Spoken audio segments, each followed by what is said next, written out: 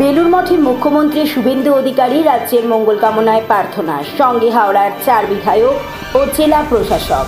মুখ্যমন্ত্রী হিসাবে দায়িত্ব গ্রহণের পর প্রথমবার ঐতিহাসিক বেলুর মঠে পৌঁছালেন শুভেন্দু অধিকারী। বৃহস্পতিবার সকালে তার এই সফরকে কেন্দ্র করে বেলুর মঠ চত্বরে ছিল কড়া নিরাপত্তা ব্যবস্থা এবং সাধারণ মানুষের মধ্যে ছিল ব্যাপক উৎসাহ ও কৌতূহল। রাজ্যের শান্তি, উন্নয়ন ও জনকল্যাণের উদ্দেশ্যে আশীর্বাদ গ্রহণ করতেই তার এই সফর বলে জানা গিয়েছে। এদিন মুখ্যমন্ত্রীর সঙ্গে উপস্থিত ছিলেন উত্তর হাওড়ার বিধায়ক উমেশ রায়, শিবপুরের বিধায়ক রুদ্রনীল ঘোষ, বালির বিধায়ক সঞ্জয় সিং এবং জগৎবল্লভপুরের বিধায়ক অনুপম ঘোষ। এছাড়াও সফরে উপস্থিত ছিলেন হাওড়া জেলার প্রশাসক পি দীপাপ্রিয়া, IAS, প্রশাসনিক ও রাজনৈতিক দুই মহলের গুরুত্বপূর্ণ প্রতিনিধিদের একসঙ্গে উপস্থিতি এই সফরকে বিশেষ তাৎপর্যপূর্ণ করে তোলে। বেলুর মঠে পৌঁছে মুখ্যমন্ত্রী প্রথমেই মূল শ্রী রামকৃষ্ণ মন্দিরে যান। সেখানে তিনি শ্রী শ্রী রামকৃষ্ণ পরমহংসদেবের প্রতিকৃতিতে পুষ্পার্ঘ্য অর্পণ করেন এবং বিশেষ প্রার্থনায় অংশ নেন। এরপর তিনি স্বামী বিবেকানন্দের স্মৃতি বিজড়িত কক্ষে গিয়ে শ্রদ্ধা জানান। পাশাপাশি স্বামী ব্রহ্মানন্দ মন্দির ও শ্রী শ্রী মা সারদা দেবীর মন্দিরেও প্রণাম করেন।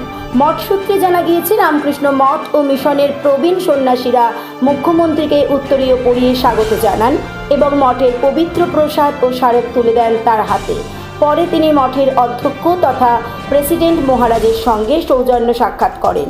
সেখানে রাজ্যের শান্তি, সমৃদ্ধি ও মানুষের কল্যাণ কামনায় তাকে আশীর্বাদ করা হয়। সংবাদ মাধ্যমের মুখোমুখি হয়ে শুভেন্দু অধিকারী বলেন, স্বামী বিবেকানন্দের আদর্শ ও রামকৃষ্ণ মিশনের মানব সেবার দর্শন আমাদের সমাজকে পথ দেখিয়েছে। বাংলার মানুষের সেবা করার যে দায়িত্ব পেয়েছি তার সঠিকভাবে পালন করার শক্তি ও আশীর্বাদ নিতেই আজ এখানে এসেছি। তিনি আরও জানান, রাজ্যের উন্নয়ন, প্রশাসনিক স্বচ্ছতা ও মানুষের নিরাপত্তাকে সর্বোচ্চ গুরুত্ব দেবে তার সরকার। একই সঙ্গে সমাজসেবামূলক কাজে রামকৃষ্ণ মিশনের অবদানের প্রশংসাও করেন তিনি। আধ্যাত্মিক এই সফর শেষ করে মুখ্যমন্ত্রী শুভেন্দু অধিকারী সরাসরি হাওড়া জেলা শাসকের দপ্তরে একটি উচ্চ পর্যায়ের প্রশাসনিক বৈঠকে যোগ দেন। প্রশাসনিক সূত্রে খবর, উন্নয়নমূলক প্রকল্প, আইন শৃঙ্খলা পরিস্থিতি এবং সাধারণ মানুষের পরিষেবা আরও দ্রুত পৌঁছে দেওয়ার বিষয় নিয়েই ওই বৈঠকে বিস্তারিত আলোচনা হওয়ার কথা রয়েছে।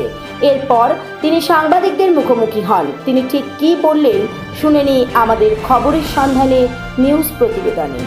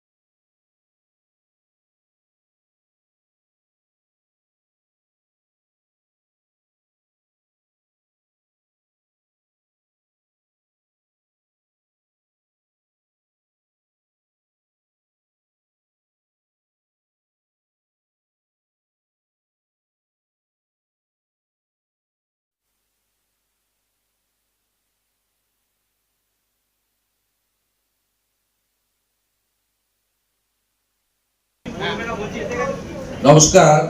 আমরা রাজ্যের অতি প্রাচীন এবং গুরুত্বপূর্ণ শহর হাওড়া শহরে নাগরিক পরিষেবা এবং উন্নয়ন নিয়ে একটি মিটিং করলাম। তার নির্বাচন না হওয়ার ফলে এখানে জনগণের নিত্যদিনের যে পরিষেবা ভীষণভাবে বিঘ্নিত হচ্ছিল। তার সাথে সাথে বিদায়ী সরকারের যে দৃষ্টিভঙ্গি ছিল, তাদের কাছে রেল ছিল শত্রু, এবং হাওড়া সিটি রেলকে বাদ দিয়ে রেলের যে সিস্টেম আছে, রেলের যে আধিকারিকরা রয়েছে, রেলওয়ে অর্গানাইজেশন রয়েছে, তাকে বাদ দেওয়া হয় না। আমরা এখানে হাওড়া পুলিশ কমিশনারেট এলাকার 4 জন এমএলএ সহ আমাদের ডিস্ট্রিক্ট ম্যাজিস্ট্রেটের নেতৃত্বে সিভিল অ্যাডমিনিস্ট্রেশন ইনক্লুডিং HMC এবং বালি municipality, KMDA, Howrah improvement trust, HIT, ডিজিপির নেতৃত্বে সিপি সহ পুলিশ আধিকারিকরা এবং আমাদের GM 2 জন ছিলেন, ইস্টার্ন এবং সাউথ ইস্টার্ন, DRM ছিলেন, রেলওয়ে অথরিটি। আমরা ফুল কোঅর্ডিনেশন মিটিং করলাম। কর্পোরেশনের ক্ষেত্রে প্রায়োরিটি 1 পরিশ্রুত পর্যাপ্ত পানীয় জল, 2 ক্লিনিং, 3 নিকাশি ব্যবস্থা, 4 অন্যান্য নাগরিক পরিষেবাগুলোকে ইনক্লুডিং পার্ক থেকে শুরু করে, স্বাস্থ্যকেন্দ্র থেকে শুরু করে, পৌরসভা পরিচালিত এডুকেশন ইনস্টিটিউশন থেকে শুরু করে সেগুলোকে ঠিকঠাক করে করা। একটা কোঅর্ডিনেশন কমিটি হয়েছে, তাকে কোঅর্ডিনেট করবেন ডিস্ট্রিক্ট ম্যাজিস্ট্রেট, আর তাকে মনিটরিং করবেন রাজ্যের মিউনিসিপ্যাল অ্যাফেয়ার্সের সেক্রেটারি মিস্টার কলিলাম। আমরা রেলের পার্টে কি কি কাজ, আমাদের পার্টে কি কি কাজ, এর একটা লিস্ট আমরা করব। জেনারেল ম্যানেজাররা তাদের ইঞ্জিনিয়ারিং সেলকে নিয়ে এসেছিলেন, তাকেও যুক্ত করে দিয়েছেন। হাওড়া শহরের প্রাথমিক চাহিদাগুলো পূরণ করে লং টার্মে হাওড়াকে আরো বিকশিত নগরী তৈরি করা এবং ডিলিমিটেশন, ওয়ার্ড ডিলিমিটেশনের কাজ কমপ্লিট করে যত দ্রুত সম্ভব এই বছরের মধ্যে নির্বাচিত কর্পোরেশন বা পৌরসভার হাতে দায়িত্বভার হস্তান্তর করার প্রক্রিয়া শুরু করার জন্য আমরা আজকের মিটিংয়ে সিদ্ধান্ত নিয়েছি। মাননীয় 4 জন বিধায়ক তারা কর্পোরেশনকে, পুলিশকে, GM-কে পরামর্শ দেবেন, আর সেই পরামর্শ অনুযায়ী তারা কাজ করবে। আমরা আর্জেন্ট ওয়ার্ক, 3 মাসের পরিকল্পনা এবং যতক্ষণ না নির্বাচন হচ্ছে কর্পোরেশনের তার পরিকল্পনা, রেলের সঙ্গে সমন্বয় এবং বিগত দিনে অবৈধ যে সমস্ত বিল্ডিং এখানে তৈরি হয়েছে তার ফ্যাক্ট ফাইন্ডিং, অনুসন্ধানকারী টিম তৈরি করে যতগুলো জলাশয় বুঝিয়ে দেওয়া হয়েছে তার বিকল্প জলাশয় তৈরি করার পরিকল্পনা থেকে শুরু করে আমাদের অন্যান্য যে সমস্ত নীতি বিরোধী, দুর্নীতি সম্পর্কিত যে সমস্ত কাজ করেছেন কিছু বিল্ডার্সরা, সেই বিষয়ে আমরা আলোচনা করে তদন্ত করার ব্যবস্থা করেছি। রাজনৈতিক হিংসা এবং অন্যান্য আইন শৃঙ্খলা জনিত যা যা ঘটনা বিগত কয়েক বছরে ঘটেছে, ইনক্লুডিং মহিলাদের উপর অত্যাচার, পুলিশকে পরিষ্কার বলা হয়েছে নতুন করে এফআইআর করতে, এফআইআর নিতে, অ্যাকশন নিতে, এবং বিশেষভাবে গতকাল থেকে অনুপ্রবেশকারীদেরকে কোর্টে না পাঠিয়ে বাংলাদেশ বর্ডারে BSF এর কাছে পাঠানোর যে আইন কালকে কার্যকর হয়েছে, গতকাল পশ্চিমবঙ্গে পুলিশ কমিশনারকে এবং RPF কে ডাইরেক্টলি বলে দেওয়া হয়েছে হাওড়া স্টেশন থেকে সিএ এর আওতায় পড়েন না এমন বাংলাদেশি অবৈধ অনুপ্রবেশকারী ধরা পড়লে কোর্টে পাঠাবেন না, তাকে ভালো করে খাওয়া দাওয়া করিয়ে সোজা বনগাঁ পেট্রোপল সীমান্তে নইলে বসিরহাটে বিওপির কাছে পৌঁছে দেওয়ার ব্যবস্থা করতে এবং তার সংখ্যা প্রত্যেক সপ্তাহে থ্রু ডিজিপি সিএমওতে পাঠাতে হবে। অন্যান্য প্রক্রিয়া শুরু করতে বলেছি। মিউনিসিপ্যাল অ্যাফেয়ার্স মিনিস্টার দুর্গাপুরে আছেন, একটা মিটিং, সেখানে আমি যাব। সবার সঙ্গে আলোচনা করে আমরা প্রাথমিকভাবে যেটা বলতে পারি, আমরা রাজনৈতিক দল গণতন্ত্রে বিশ্বাস করি। আমরা মনে করি পৌরসভা কর্পোরেশনে জনগণের অংশগ্রহণের মাধ্যমে নির্বাচন ছাড়া প্রকৃত পরিষেবার স্বাদ মানুষ পেতে পারেন না। তাই আমাদের বিশ্বাস, আমরা ডিসেম্বরের মধ্যে সব ঠিকঠাক থাকলে ডিলিমিটেশন ইত্যাদি ইত্যাদি আমরা গণতান্ত্রিক পৌর বোর্ডের হাতে হাওড়া কর্পোরেশন এবং বালি তুলে দিতে পারব। আর হবে না। এখানকার সিপি কে নিয়োগ করেছিলেন ইলেকশন কমিশন, আমি মনে করি হি ইজ কম্পিটেন্ট। আমি মনে করি তাকে কিছু ইনপুট দেওয়া হয়েছে, তার ম্যান পাওয়ার শর্টেজ আছে, তার লজিস্টিক সাপোর্ট শর্টেজ আছে। এইসব সাপোর্ট গুলো গভর্नमेंट তাকে দেবে, उन्नी করবেন। तो पब्लिक एम्यूनिटीज है, कुछ नहीं था। आज का ये हाई लेवल का मीटिंग में यही संदेश है, तुरंत सीवेज सिस्टम से लेकर ड्रिंकिंग वाटर से लेकर जो नागरिक सुविधा अभी चालू करना चाहिए, हेल्थ केयर का सिस्टम, प्राइमरी एजुकेशन का सिस्टम, रेल का साथ तालमेल करके जो कॉर्पोरेशन को देना चाहिए था वो हम लोग आज से शुरू कर दिया। हावड़ा शिल्पांचल में क्या आपकी सरकार आने के बाद में कार्रवाई होगी? उठे आसबे रिटायर्ड जस्टिस माननीय विश्वजित बसु এবং এডিজি র্যাঙ্কের আইপিএস জয়রমন সাহেবের নেতৃত্বে কমিশন হয়েছে। কমিশন জুন মাসের 1 তারিখ থেকে ফাংশনিং করবে, নাগরিক শুনানি করবে, কমপ্লেন নেবে। আপনার যদি কিছু তথ্য জানা থাকে, আপনি সাংবাদিকের বাইরেও একজন নাগরিক, আপনি তথ্য পাঠাবেন। তথ্য প্রমাণের সাথে সাথে দ্রুততার সঙ্গে প্রমাণিত তথ্যের ভিত্তিতে এফআইআর হবে, গ্রেপ্তারও হবে, পানিশমেন্টও হবে। আর আর্থিক দুর্নীতির ক্ষেত্রে সরকারি টাকাকে উসুল করা হবে, মানে আদায় করা হবে। এখানে 1700 জন লোক কাজ করেন পৌরসভা কর্পোরেশনে, ক্যাজুয়াল কন্ট্রাকচুয়াল।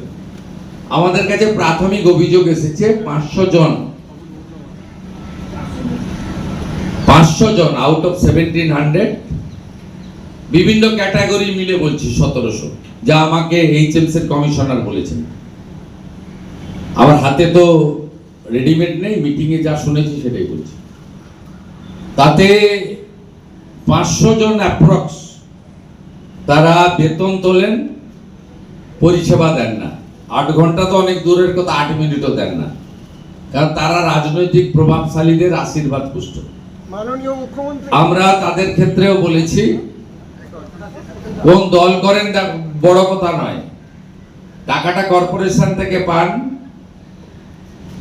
আপনাদের কাজটা করতে হবে, পরিষেবা দিতে হবে। মানসিকতা বদলান, চিন্তা ভাবনা বদলান, নইলে এই সরকার এসব ক্ষেত্রে জিরো টলারেন্স নীতিতে চলবে।